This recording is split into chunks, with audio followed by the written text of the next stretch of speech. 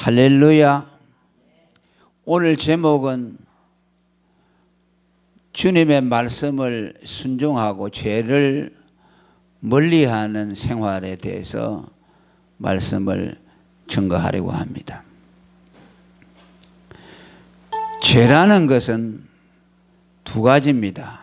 하나는 하나님이 하라는 것을 순종하는 것이고, 또 하나는 하나님이 하지 말라고 하는 것을 행하지 않는 것이 순종이고, 그 반대가 죄입니다. 그래서 웨스트민스터 신앙 고백서에 보면 죄는 뭐이냐? 하나님이 하라는 명령에 순종하는 것에 부족한 것이 죄고, 또 하나님이 하지 말라고 하는 그 말씀에 순종하는 것에 부족한 것이 죄라고 그렇게 말씀을 하고 있습니다. 그러니까 크게 두 가지로 하나님이 하라는 것 행하고 하지 말라는 거 안 하는 그것이 순종이고, 그곳에서 이탈되는 것이 다 죄라는 말씀입니다. 오늘 11절에 보니까 주의 종이 이를 지킴으로 상이 크다라고 하신 말씀은 곧 하나님의 말씀을 순종하고 지키는 것을 말씀합니다. 그래서 오늘 이 말씀의 두 가지 의미를 우리가 추적하려고 하는데, 하나님의 말씀을 지킨다는 말은 곧 두 가지입니다. 하나님이 우리에게 하라고 명령하는 것에 순종하는 것, 그것이 곧 주님의 말씀을 지키는 것이고, 그런 사람에게 하나님이 상이 크다라고 11절에 말씀을 했습니다. 그러면 오늘 우리가 하나님의 말씀을 지킨다는 것이 무엇인가? 구약적으로 말한다면, 또 유대교도들이 율법주의적으로 말한다면 계명 하나하나를 다 순종하는 것이죠. 그래서 그들은 큰 계명부터 작은 계명까지, 음식 먹는 것, 손 씻는 것까지 다 이렇게 정해가지고 그것을 지키지 않으면 다 죄라고 했어요. 안식일 날도 딱 정해놓고 그 거리 이상 가면 그건 죄라고 말씀했어요. 그 유대교적인 율법주의적인 것이죠. 물론 우리도 우리가 하나님의 말씀을 지키는 데는 율법적인 것이 있어요. 저는 이 안식일을 너무나 철저히 지키는데, 오늘까지 율법주의자들보다 더 잘 저는 엄격하게 지켜요. 저는 율법주의자가 아니고 복음주의지만 하나님이 명령하신 것에 대해서 순종을 열심히 하는데, 그러나 하나님이 우리에게 말씀하신 그 본질을 알아야 됩니다. 그 율법이라는 것은 다 이게 내놓고 보면 수백 가지가 되죠. 그걸 다 지키라는 말씀이 아니고, 오늘 우리가, 예수님은 우리 율법을 성취하신 분입니다. 아멘. 율법을 다 성취했죠. 수백 가지, 수천 가지 율법을 전부 다 성취했어요. 인간이 하나님 앞에서 행해야 될 모든 도리, 불문법을 비롯해서 성문법, 양심의 법, 도덕법, 전부 다 예수님이 지켰습니다. 오늘 우리가 하나님의 말씀을 지킨다고 하는 것은 율법 하나하나 지킨다는 그 의미보다도 예수님이 우리를 위해서 대신 다 이루어 놓으신 율법이 있죠. 그걸 복음이라고 하죠. 예수님은 우리 대신 율법을 다 지킴으로 의를 다 이루어졌어요. 율법의 의를 다 이루어졌어요. 그래서 우리는 그 율법에 의해서 정죄를 받지 않습니다. 율법을 어긴다고 해서 우리를 지옥에 보내지 않아요. 안식일을 어겼다고 해서 지옥에 보내거나, 하나님 계명을 어겼다고 해서 지옥을 보내지 않습니다. 왜? 예수님이 우리를 대신 다 이루어 주었고, 우리는 예수님을 믿음으로 그 예수님의 의를 우리의 것으로 전가를 받았습니다. 율법의 정죄를 받지 못하죠. 그러면 우리에게 있어 제일 큰 하나님의 말씀은, 율법은 뭐냐? 예수님이 우리를 통해 이루어지신 율법의 완성, 복음, 그 복음을 순종하는 것이 가장 큰 순종이고, 또 제일 큰 죄가 뭐냐 하면은 복음을 순종하지 않는 것이요. 그러니까 율법주의자들은 뭐가 있다십니까? 계명 하나하나, 네가 뭐 이거 했나 저거 했나 저거 했나 이거 했나 갖다 야죠. 근데 예수님 뭐라 그랬습니까? 죄라는 게 뭐야? 나를 믿지 않는 것이 죄라고 그랬어요. 성령이 오게 되면 너희들을 책망할 텐데, 의에 대해서 책망할 것이고, 죄에 대해서 책망할 것이고, 심판에 대해서 책망할 것이다. 그게 뭐냐면 예수님이 율법을 이룸으로 인해서 죄와 의와 심판의 기준이 다 달라져 버렸다는 뜻이에요. 너희들이 계명 하나하나 지키는 그거 안 지키는 거 죄라고 하지만, 나는 새로운 죄의 계명을 준다. 그게 뭐냐? 나를 믿지 않는 것이 가장 큰 죄다. 의라는 것이 뭐냐? 그 의는 내가 의다. 나를 믿음으로만 너희가 의롭게 된다. 너희가 율법을 지켜서 되는 것이 아니다. 심판에 대해서, 심판의 기준이 뭐냐? 하나님이 심판하지 않고 아들에게 다 맡겼다. 무슨 말입니까? 심판의 기준은 아들을 믿고 안 믿고의 기준으로 심판하신다는 뜻이죠. 그러니까 오늘 우리가 구약 성경을 해석할 때는 신약과 구약의 전부 통일돼서 이걸 읽어야 돼요. 이걸 그냥 구약에 그냥 뭐 계명 하나 어겼다, 아니 안 어겼다, 그거 가지고서 그렇게 한다면은 뭐 아주 부분적인 것을 가지고 우리가 논하는 것이요, 전체적인 것을 놓치게 되다. 예수께서 오셔서 우리를 대신해서 율법을 다 완성해서 그것을 복음에 담아놨습니다. 할렐루야. 그 믿음에다가 담아놨죠. 예수 이름에다가 담아놨습니다. 그러니까 우리가 하나님의 말씀을 지킨다는 것은 우리를 대신해서 율법을 생취해 주신 예수 그리스도, 그분을 영접하고 그분의 복음에 순종하는 것을 말하고, 또 더 나가면 믿음을 지키는 것을 말한다. 예수 믿는 믿음을 지키는 것이 가장 중요하고, 그거 안 하는 것이 죄라고 말이에요. 그러니까 이를 지킴으로 상이 크다는 말은, 신구약을 통틀어서 말한다면 예수 믿음을 지킴으로 상이 크다. 예수 믿음을 배반하는 자는 가장 악한 자이다. 그래서 이제 여러분, 신약에 와서는 초대교회가 뭐 때문에 핍박받았습니까? 뭐 율법 하나 지키고 안 지키고 그것 때문에 핍박받은 거 아니죠. 세상으로부터 순교당한 거 뭡니까? 예수 믿음 때문에 당했죠. 세상 사람들이 율법 안 지킨다고 불신자들이 신자한테 핍박합니까? 안 하죠. 예수 믿는 믿음을 버리라고 하는 거죠. 예수 믿으면 살려준다고, 안 믿으면 죽인다고 하죠. 그것 때문에 죽은 것이요. 그들이 지켰던 말씀이라는 것은 예수 신앙을 말씀하는 것이죠. 예수 믿음을 지키지 않는 사람이 뭐야? 하나님의 말씀을 지키지 않아. 하나님의 말씀 전체를 안 지킨 것이요. 아멘. 예수를 믿으면 율법 전체를 다 지킨 것이요.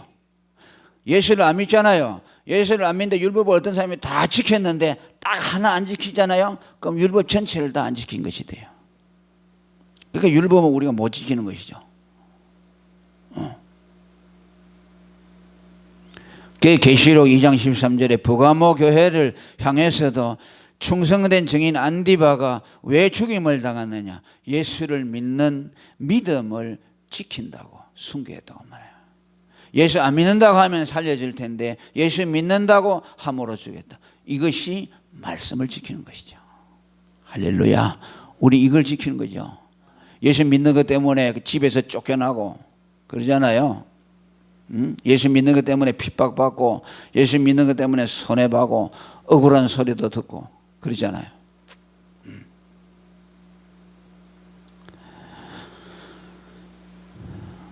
또 빌라델비아 교회도 계시록 3장 8절에 보니까 적은 능력을 네가 적은 능력을 가지고도 내 이름을 내 말을 지키면 내 이름을 배반치 아니하다.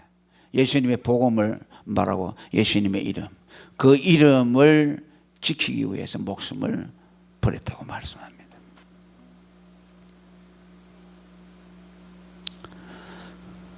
그러니까 우리가 이 죄라는 거 하나님의 말씀을 지킨다는 것이 뭐인가 이걸 우리는 복음 안에서 정확하게 이해를 해야 합니다. 그저 내가 주일 잘 지키고 또 하나님은 하라는 거 좀 잘했으니까 지키다. 그런데 예수 믿음을 지키지 않고 복음을 지키지 않고 복음을 생명처럼 여기지 아니하고 복음이 올 때에 복음이 절 전하다가 내가 핍박을 받을 때 그걸 두려워하고 그걸 피한다든지 하면은 그게 그 사람의 말씀을 순종 안 하는 것이요. 우리는 그저 교회 생활 잘하고 이거 하면 말씀 잘 지키다고 생각하죠. 물론 그것도 중요하죠. 기본이죠. 그러나 더 중요한 것은 뭐냐니까 믿음을 지키고 복음 그 복음에다 예수 이름을 담아놨잖아요. 그 복음을 위해서 충성하고 복음이 명령하는 그 명령에 순종하지 아니하는 사람은 말씀을 순종하지 않는 사람이에요. 다른 거 다 하더라도 복음을 순종하지 아니하면 그것은 순종한 것이 아니라는 말씀입니다. 그래서 여기 성경에도 약속에 보면요 전부 예수 이름 믿음의 약속을 축복에 대한 약속을 하고 있어요. 그죠? 디모데후서 4장 7절에도 바울이 뭐라 그럽니까? 내가 믿음의 선한 싸움을 싸워서 믿음을 잘 지켰고 전도인의 일을 하면서 고난을 많이 받았고 내 피를 전제에 붓듯이 쏟아서 이제 마지막 자기가 순교할 것을 내다보고 있으면서 하는 고백이 뭐라냐? 이후로 나를 위해서 의의 면류관이 예비되었다고 말합니다. 여기서 순종이라고 하는 거 하나님의 말씀을 지켰다는 것은 믿음을 지키고 예수 이름을 위해서 헌신한 것을 말씀하는 거죠. 그게 말씀을 지키는 것이죠. 그런 사람들에게 상이 크다 그러냐? 무슨 상을 주냐? 나를 위해서 의의 면류관이 예비되었다고 바울이 말합니다. 계시록 2장 10절에도 마귀가 장차 너희 가운데 몇 사람을 옥에 던져 시험을 받게 하리니 너희가 10일 동안 환난을 받으리라.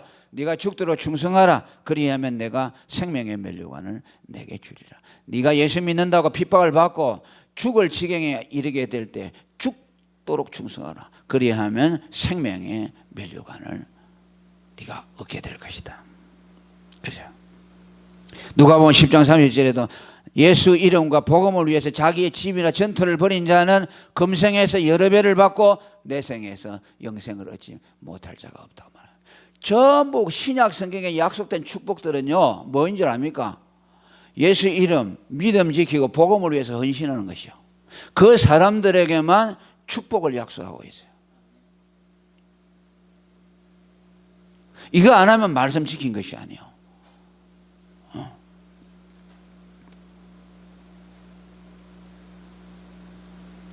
더 본질적으로 말한다면 내가 예수 그리스도 안에서 살아가는 것.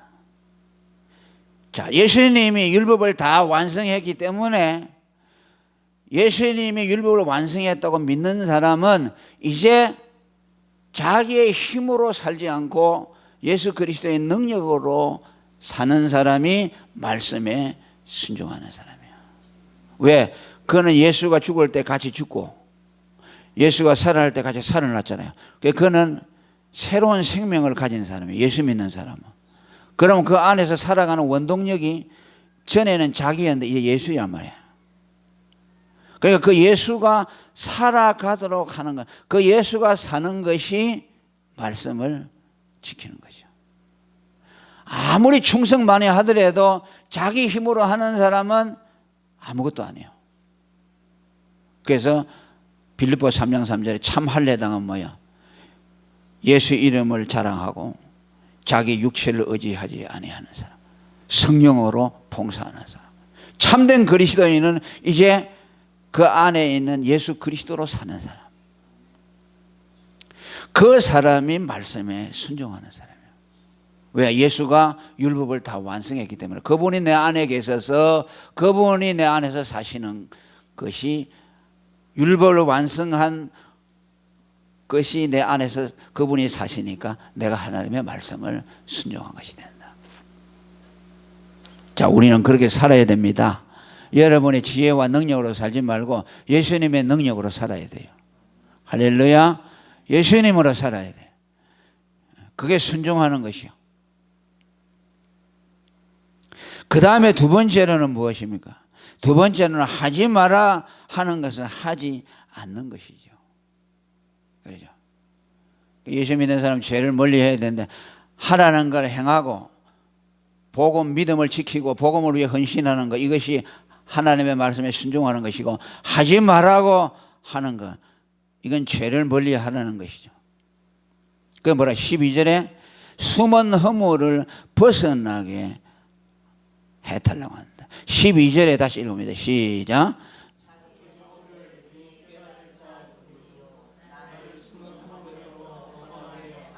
아멘. 숨은 허물에서 벗어나게 하소서. 그러면서 그 앞에 자기 허물을 능히 깨달을 자가 누구냐. 이것을 먼저 앞세우고 있죠. 허물을 벗어나게 해달라는 기도를 드리기 전에 자기 허물을 깨닫게 해달라는 기도를 합니다. 누가 자기 허물을 능히 깨달을 자 있으리요. 이 말 무슨 말입니까? 인간은 자기 허물을 깨닫기가 쉽지 않다는 뜻입니다. 자기 허물을 잘 깨달는다면 죄를 안 짓겠죠. 자기 허물을 깨달지 못하니까 그냥 죄를 쉽게 범하는 것입니다. 남의 죄는 잘 보아요, 우리가. 그러잖아요. 남의 조그마한 잘못은 다 꼬집어내요. 아주 쪽집게를 꼬집어내야 얼마나 정확하게 꼬집어내는지 몰라요. 그러나 자기 자신은 어떤지 몰라요. 그래서 어떤 분이 그랬어요. 사람이 제일 모르는 것이 자기 자신이라고 그러대요.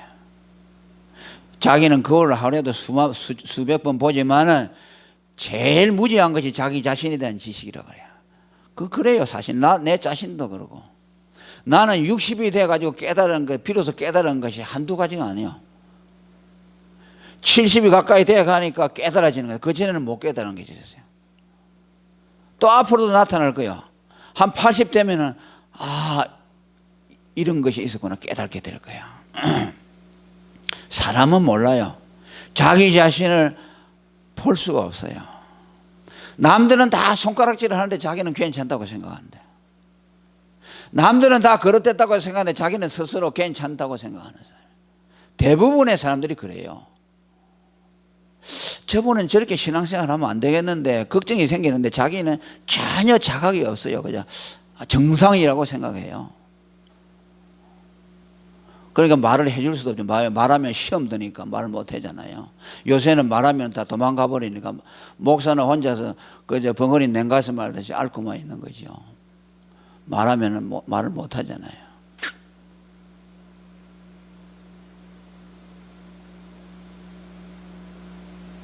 그 예수님도 마태복음 7장 8절에 자기 눈에 들보는 깨달지 못하지만 형제 눈에 티는 잘 뽑아낸다고, 잘 드러낸다고 말합니다. 예수님이 요한복음에도 보면 간음 중에 붙들린 여자를 예수님께 데리고 와서 고소했죠. 율법에 의하면 그 여자는 돌로 쳐서 죽어야 되는데 예수가 뭐라고 판단을 할까? 살려달라 그러면 율법을 어기는 것이 되고, 그죠? 돌로 치라고 하면은 예수는 잔인한 자가 된다. 그러니까 두 가지 올무에 다 걸리게 되어 있어요. 그게 예수님을 시험한 거죠. 그런데 예수님은 그들의 중심을 간파했죠. 싹 피해가지고 다 버렸죠. 뭐라고 했어요? 너희 중에 죄가 없는 자가 돌로 쳐라 그랬죠. 그러니까 어린 아이로부터 어른에 이르기까지 전부 양심의 가책을 다 받아가지고 돌아갔다고 말했어요. 그게 뭐예요? 그 여자의 잘못, 간음죄는 보는데 자기들이 있는 죄는 못 보는 거예요. 그런데 예수님이 딱 말을 하니까 예수님 앞에서 자기들의 진면목이 드러났어요. 그러니까 양심의 가책을 받아요. 지금까지는 율법 앞에서는 깨달지 못했어요. 그들은, 유대인들은 뭡니까? 율법의 전문가들입니다. 무엇이 죄냐 아니냐를 가장 정확하게 꼬집어내는 사람들이요. 그런데 자기들의 죄를 못 봤어요. 남의 죄는 보는데 자기 죄는 못 봤는데, 그런데 예수가 죄 없는 자가 먼저 돌로 치라고 하니까 그때 예수님에게 앞에 서서 자기 자신들이 예수님에서 나오는 그 빛을 본 거예요. 그분의 완전하심 앞에서 자기 자신들의 허물들이 다 드러나게 된 것이죠. 마치 MRI 앞에 들어서면 우리가 다 몸이 드러나듯이. 그 율법은 뭐냐면, 율법은 엑스레이와 같아요. 개오 이제 뭐 뼈 같은 거 대충 이렇게 잡아내죠. 그러나 병들이 안 잡아내죠. 그 MRI 가야죠. MRI 가면 신경까지 다 드러나잖아요. 그 예수님이 뭐냐면 MRI와 같아요. 아멘. 예수님 앞에 가면 숨길 것이 없어요. 다 드러나니까 고마 양심의 가책을 받아가지고, 아이고 저 여자만 간음죄 지은 줄 알았는데 우리도 다 똑같은 죄인이네. 그때 깨닫게 된 거예요. 그 양심의 가책을 받아서 그 여자 버리고 다 갔어요. 그러니까 뭐냐면, 죄라는 것은 예수님 앞에 서야만 깨달아진다. 할렐루야. 율법으로 죄를 깨달지 못해요. 예수님이 나를 위해서 십자가에 돌아갔다. 그분이 나를 위해 죽으셨다. 그 생각을 하면 우리 죄가 드러나요. 내가 얼마나 흉악한 죄인이라는 걸 알게 돼요. 그래서 예수님의 십자가는 엑스레이와 MRI와 같아요. 괜찮다고 생각하는데, 내가 얼마나 큰 죄인이면 예수님이, 하나님의 아들이 와서 하나님이 사람의 몸을 입고 와 저렇게 죽었을까 생각이 드니까 가슴을 치게 되고, 하나님 앞에 자기는 희망이 없는 자라고 하나님의 자비를 구하고, 주여 아들을 믿는 믿음을 보시고 내 죄를 용서해 주세요. 당신의 아들의 십자가의 대속의 공로를 보시고 그 아들을 믿는 믿음을 보시고 내 죄를 용서해 주세요. 우리가 그것밖에 할 소리가 없어요.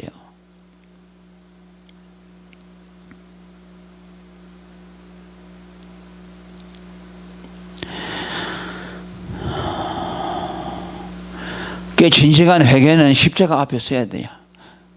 율법 앞에 서서는 할 수 없어요.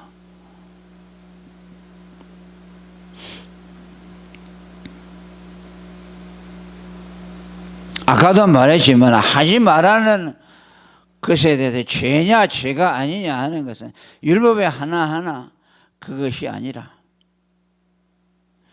이제는 내가 율법에 어긋나서 죄다 그게 아니라 나를 위해 죽어주신 그 주님을 위해서 살지 못한 것에 대해서 원통한 마음이 생기는 그게 회개예요. 벌 받을까 싶어서 율법을 어겼으니까 율법 어기면 죄인이고 그 하나님 심판이 따른다니까 겁이 나서 회개하는 것이 아니라, 이제는 율법의 덩어리 완성자가 자잖아요. 우리는 율법의 완성자를 대상으로 사는 사람이요. 율법 하나하나 가지 계속 그거 가지고 대상으로 사는 거야. 율법을 완성해 주신 그분, 나를 대신해서 율법을 완성해 죽어주신 그분의 뜻대로 살지 못하고, 그분이 나를 위해 죽어줬는데 그분의 죽음이 가치가 내 삶 속에서 가치를 발휘하지 못하도록, 그분이 나 안에서 살아서 역사하고 그분이 내 생명의 원천으로 그분의 생명으로 살아야 되는데, 그러지 못한 것에 대한 회개, 근원적인 회개죠. 그저 도덕질 안 하고 남의 거 뭐 해치지 않고. 여러분 그거 가지고 회개하면요, 그건 기독교하고 상관이 없어요. 나는 뭐 모범 시민으로 살고 이 국가의 법도 잘 지키고, 그래도 교회 법도 대충 잘 지키고, 주일도 어느 정도 잘 지키고, 뭐 하나님이 하라는 거 크게 어긋나지 않고 사니까 나는 괜찮다. 여러분 그렇게 생각하면 안 돼요. 예수님이 우리를 위해 죽어줬잖아요. 여러분 세상에서 어떤 사람이 당신을 위해 죽어줬다고, 여러분을 위해 죽어줬다고 생각하세요? 그 사람은 평생의 은인으로 살고 그 사람을 위해서 헌신하지 않겠어요? 예수님이 우리를 위해 죽어줬다면 그분을 위해서 희생하고자 하는 마음이 들어야 되잖아요. 그게 정상이잖아요. 그 두 가지요. 그 사람의 예수가 그를 위해서 죽지 않아서 그 실감이 안 난다든 실감이 안 나고, 예수가 자기 구세주가 아니기 때문에 희생하지 않아요. 않든지 아니면 아직 철이 없어서 그러든지, 둘 중에 하나요. 둘 중에 하나요. 믿음이 있긴 있는데, 기본 구원 믿음은 있는데 아직 철이 없어서 이제 죽을 때는 다 철이 나겠죠. 다 이제 주님 앞에 갈 때 되면 왜 내가 그렇게 살았을까? 이 썩어진 몸 이 한 덩어리 그냥 이거 그냥 편안하게 살라고 주님을 위해서 희생도 않고 헌신도 않고 그냥 살아왔구나. 그때 이제 펑펑 울면서 가겠죠. 그러나 거듭나지 못했다면 뭐 죽을 때까지 그걸 뭐 깨닫지 못하겠죠. 그냥.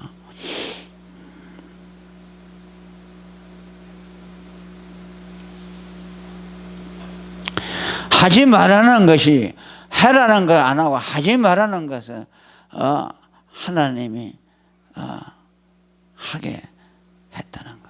이것이 죄의 실체이고 오늘 우리들이 하나님 앞에서 자각하게 된 죄에 대한 각성의 본질적인 내용이라는 것을 말씀을 드렸습니다. 그리고 하나 더 나아갑니다.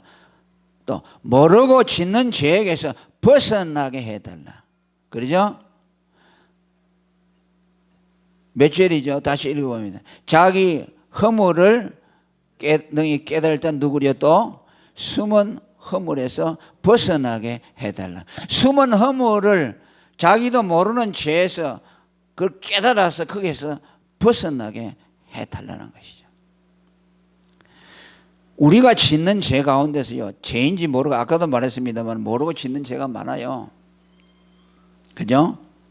숨은 허물을 깨닫게 해달라는 말은 자기가 죄를 짓지만 죄인 줄 모르고 짓는 죄들을 말합니다. 그런 죄가 많아요.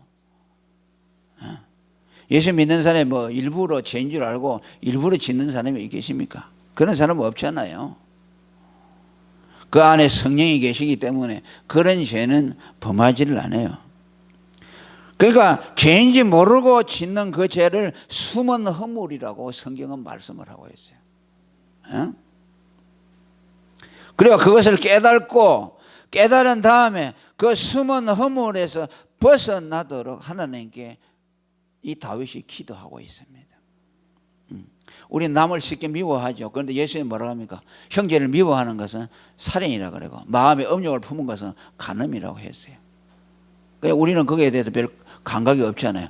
그런데 예수님은 똑같은 죄라고 말하고 있어요. 또 하나님보다 더 사랑하는 마음, 탐심을 가지면 우상 숭배한 거와 똑같아 그래요. 여러분이 하나님 앞에 뭘 놓잖아요. 자식을 놓든지 돈을 놓든지 하잖아요. 그러면요, 그게 우상 숭배요. 그게 숨은 허물입니다. 여러분들은 부지불식간에 우상 숭배가 아니라고 생각하지만은 나중에 하나님 앞에 가면요, 너 우상 숭배하다고 왔지 그러지. 네 새끼만 알고, 네 남편만 알고, 그저 네 집만 알고, 네 사업만 최고로 생각하지. 네가 나를 위해서 한 것이 무엇이냐? 네가 네 자식보다 나를 더 소중하게 생각했느냐? 네 재산보다 나를 더 소중하게 생각했냐? 물어보실 거예요. 아유, 하나님, 나는 우상 숭배 안 했어요. 나는 뭐 부처한테 가서 절한 일도 없어요. 근데 왜 나보고 우상 숭배하라고 했냐고 합니까? 숨은 허물이에요. 네가 부지불식간에 너도 모르게 행하는 죄들이 있다. 우리는 그걸 회개해야 합니다.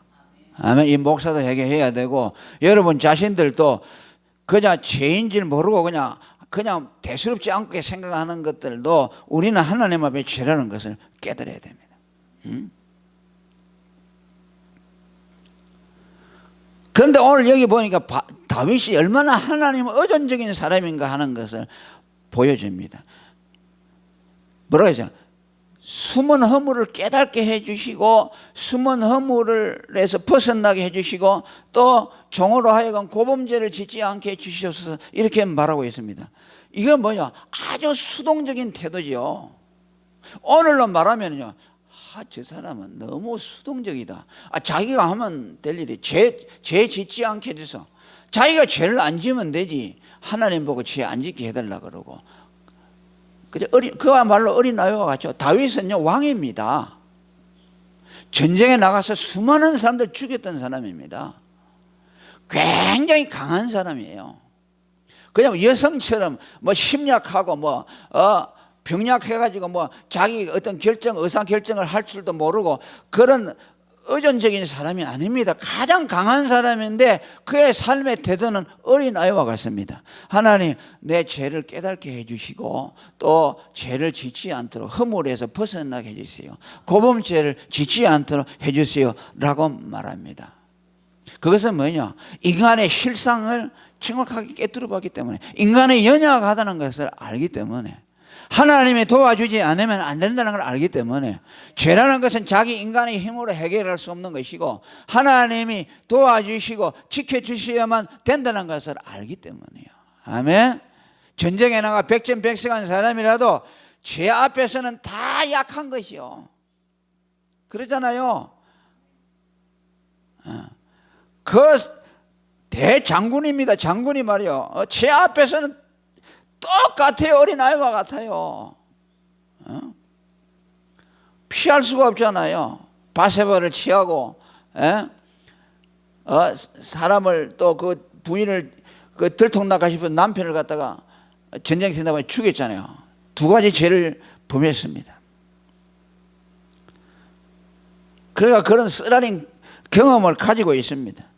그래서 죄를 죄라는 것은 자기 힘으로 안 되는구나 라는 것을 철저히 자각하고 하나님 앞에 기도하면서 하나님의 보호를 기다립니다.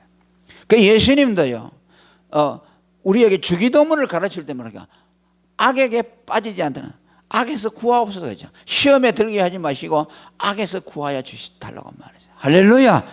우리는 그렇게 기도해야 됩니다. 그렇게 기도하고 자식들을 위해서도 기도하고, 앞으로 세상에 살아가기가 힘든데 하나님, 우리 자식들이 죄악에 빠지지 않도록 이 세상에서 구별되도록 도와주시오. 기도해야 되고, 또 예수님이 요한복음 17장에도 보면은 내가 하나님 아버지께 기도하는 것은 저들을 세상에서 데려가기 위한 것이 아니라 악에 빠지지 않도록 하기 위해서, 저들이 이 세상에서 살아나가야 되는데 이 악이라는 거대한 세력이 저들을 잠식에 들어갈 것인데 악에 빠지지 않도록 저들을 보호하여 주시옵소서. 악에서 건져달라고 예수님이 기도했습니다. 왜? 하나님이 우리를 죄에서 보호할 수 있는 능력을 가지고 있기 때문입니다. 할렐루야. 하나님은요, 그런 능력을 가지고 있습니다. 죄에 빠질 수 있지 않도록 환경을 만들어 주시고, 그런 환경을 피하게 해 주시고, 죄의 유혹에 빠지지 않도록 하나님이 우리들을 보호해 주고 계세요. 믿습니까? 또 혹 우리가 하나님 앞에 잘못하는, 순간적으로 잘못하는 일이 있어도 하나님이 택한 백성, 사랑하는 백성은요, 꼭 거기서 빠져나오도록 만들어줘요. 잘못한 것을 깨닫고 이래 살아서는 안 되겠다. 그래서 내가 하나님 말씀대로 살아야 되겠다. 이러다면 큰일 나겠다. 하나님 영광 가려다. 그런 마음을 하나님이 주셔서 그 죄에서 빠져나오도록 만들어줍니다. 그게 은혜죠. 우리가 실수가 없을 수가 없어요. 실수하지만 하나님이 깨닫게 해주시고 또 그 악에 더 빠지지 않도록 하나님이 환경을 만들어 주시고 그렇게 해서 끝까지 믿음의 길을 걸어갈 수 있도록 만들어줘요. 그런데 불신자들에 대해서 하나님이 안 그래요. 그죠? 로마서 1장 18절에 보니까 저희가 마음에 하나님 두기를 싫어하는 사람들은 어떤 사람들이냐? 하나님께서 저희를 그 상실한 마음대로 내어버려 두사, 육이라는 말이죠. 그냥 내버려 두는 것이죠. 합당치 못한 일을 하게 하셨다고 말합니다. 그들은 하나님 간섭 안 해요. 그냥 내버려 두죠. 그럼 결국은 파멸의 길로 빠져들어가는 것이죠. 또 시편의 81편 12절에도 내가 그 마음에 강팍한 대로 버려두어 그 임의대로 행하도록 했다. 지 마음대로 행하도록. 지 멋대로 사는 사람도 있죠. 그 왜 그러냐면 하나님이 그냥 내버려둬서 그래요. 그래도 가만히 내버려두잖아요. 그냥 지 멋대로 살아도 하나님이 매도 안 때려요. 가만히 내버려두잖아요. 그건 뭐냐면 하나님이 버린 자식이요. 그건 이제 택한 백성이 아니요. 왜냐하면 하나님은 사랑하는 자를 반드시 징계한다고 했어요. 잘못 살고 지 멋대로 가죠. 그럼 반드시 매를 대게 되어 있어요. 그런데 그냥 매를 안 대고 잘못 살아가는데도 그냥 가만히 내버려 두는 것은 그건 하나님의 택한 백성이 아니요. 그냥 내버려 두고 자기가 하고 싶은 대로 다 할 수 있도록 그렇게 하나님이 방치시키는 것이죠. 얼마나 불쌍합니까? 고아와 같이요. 여러분, 하나님이 여러분들을 간섭하심에 대해서 감사하시기를 바랍니다. 아멘. 파멸에게 빠지지 않도록, 예수 이름 배반치 않도록 여러분 하나님이 이 모양 저 모양으로 간섭해 주시고, 우리들을 갖다가 악에서 빠지지 않도록 건져내 주시고, 환경을 만들어 주시고, 어려움을 주지만은 그 어려움에 우리가 거기에 어려움에 소멸되지 않도록 하나님이 해주시고, 전부 하나님이 배후에서 간섭을 하고 있어요. 그게 하나님의 사랑입니다. 그리고 뭐라 합니까? 고범죄를 짓지 않게 하셨죠. 13절 읽어봅니다. 시작. 또 주의 종으로 고범죄를 짓지 말게 하사 그 죄가 나를 주장치 못하게 하소서. 고범죄라고 하는 것은요, 의도적으로 짓는 죄를 말합니다. 그죠? 앞에는 뭐냐, 숨은 허물, 죄인 줄 모르고 짓는 죄도 있고 그런 죄가 많죠. 그러나 고범죄라고 하는 것은 하나님을 대적하며 하나님을 부정하면서 율법과 하나님이 세운 법을 경멸하며 죄인 줄 알면서도 고의적으로 하나님을 대적하기 위해서 죄를 범하는 것을 말씀합니다.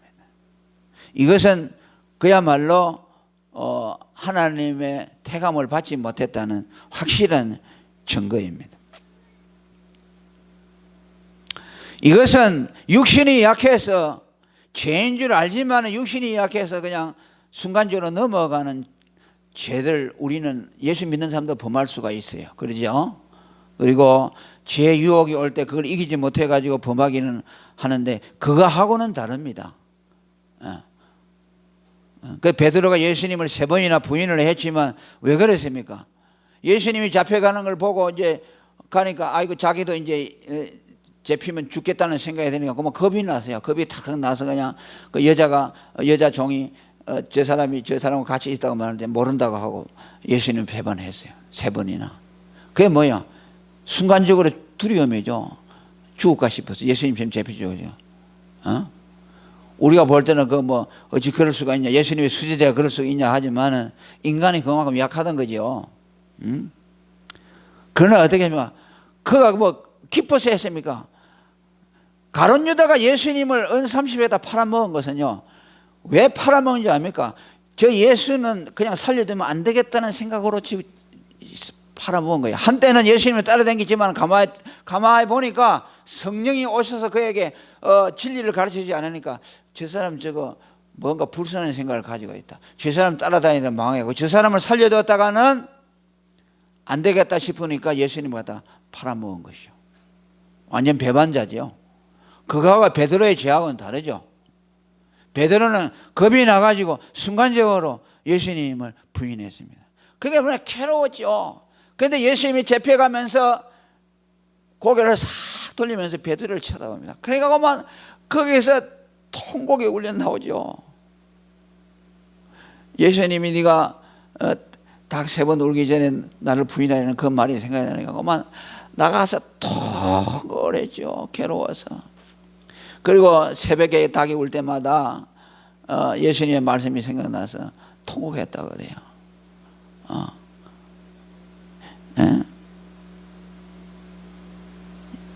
마음이 괴로워서, 자기가 육신이 약해서 예수님 부인했다는 걸 아니까 그렇게 평생을 그렇게 애통하면서 통곡하면서 지냈어요. 다윗도 마찬가지죠. 중한 죄를 짓고 나서 침상이 썩을 정도로 울고 눈물을 병에다가 담을 정도로 그렇게 울었다고 말합니다. 사실 엄청난 죄를 지은 거죠. 살인죄에다가 사람을 죽이는 죄까지 지었으니까 얼마나 큰 죄를 지었습니까?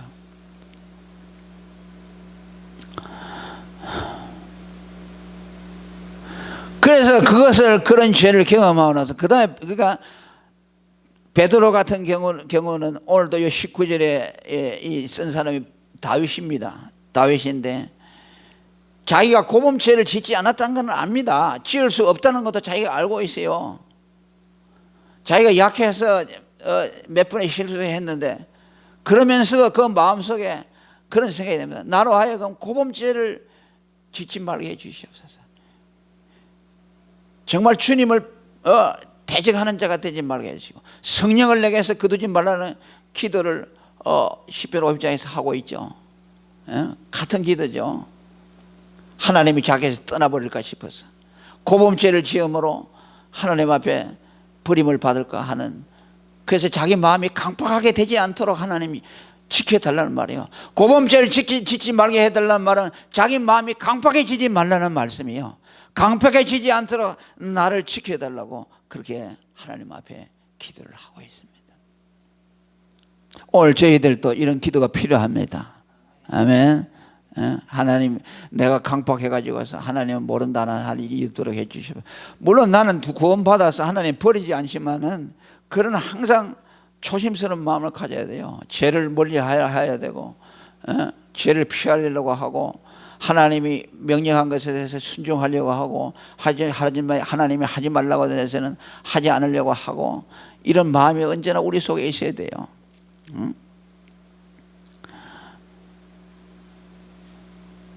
그러면서 결론적으로 아까도 말씀을 드렸습니다만, 이 다윗이 얼마나 하나님 의존적인 사람인가 하는 것을 우리가 여기서 읽을 수 있어요.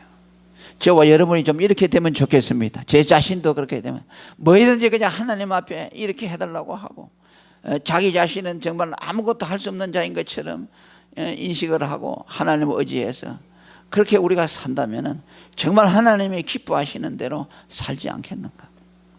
죄라는 것이 그저 무엇을 율법 하나하나 계명 하나하나 지키는 그것이 아니라, 우리를 위해서 율법을 덩어리로 다 완성해 놓으신 그분, 예수님의 생명, 그분을 위해서 우리로 하여금 살도록 하는 것이 하나님의 말씀을 지키는 것이다. 이제는 우리가 하나님의 말씀에 대한 그 관이 달라져야 돼요. 하나님 말씀관이 달라져야 돼요. 내가 그저 도덕적으로 하나님의 말씀을 이거 하나하나 소소하게 다 지킨 거, 이거 가지고서 내가 지켰다고 하나님 앞에 내놓을 것이 아니고, 율법을 내 대신 지킴으로써 생명을 희생시킨 그 예수님의 복음을 위해서 내가 살고 있는가 못 살고 있는가, 그분의 이름을 위해서 내가 희생하는가, 나를 위해 죽으신 그분을 위해서 내 삶이 헌신되고 있는가, 거기에다 우리는 초점을 맞춰야 됩니다. 그것을 못하면 우리가 원통하게 생각해야 돼요. 원통하게 생각하고 내 남은 생애가 그것을 주님을 위해서 살도록, 나를 위해 죽으신 주님을 위해서 살도록, 바울이 말한 대로 이제 내가 살아도 예수를 위해, 죽어도 예수를 위해서 죽고, 사나 죽으나 내가 그리스도의 것이라는 이 신앙 고백이 우리 삶 속에서 그대로 나타나서 정말 내가 사는 것이 아니라 예수님 내 안에서 살아서 하나님이 나를 향하신 그 뜻을 나를 통해서 이루도록 해드리는 이 일에 우리가 올인할 수 있어야 됩니다. 아멘. 이것이 죄의 문제입니다. 이것이 죄가 우리에게 갖다주는, 신약과 구약이 통틀어서 우리에게 갖다주는 죄의 간이라는 것을 생각하고, 율법주의자들처럼 율법 하나하나 이거 가지고서 또 도덕적으로 선하냐 안 하냐 이걸 가지고서 내가 하나님의 말씀을 순종하냐 안 하냐 그렇게 판단하는 이런 우리가 오류에서 벗어날 수 있기를 축원합니다. 통성으로 기도하겠습니다. 하나님 아버지,